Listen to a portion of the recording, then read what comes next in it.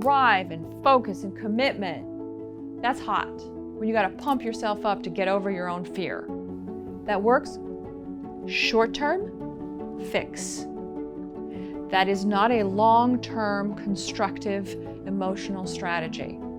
The objective is to realize yourself so that you can realize all your goals and dreams. The purpose is not to realize all your goals and dreams so that you can realize yourself. A lot of the people we look up to and we consider successful are not successful because they got famous and rich. They're successful because they self-actualized, and their being famous and rich was a byproduct of self-actualizing. It's about becoming everything you were meant to be, reaching full potential. A balanced human being who's self-actualizing, their heart and head align.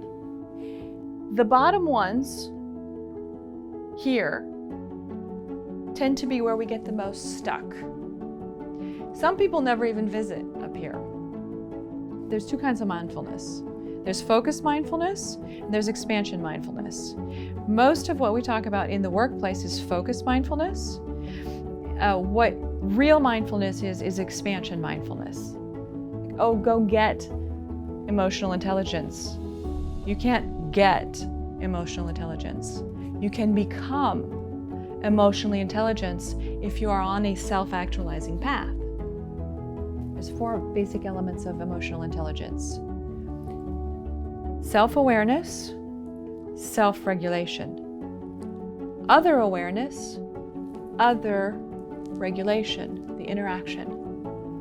Belonging is knowing that you belong on this earth, that you're here to do something, and that you're gonna do that. That if you do not scale yourself, you can't scale your company, you can't scale your life, your career. It's not about having more things to do. It's about having the strength to do them with ease.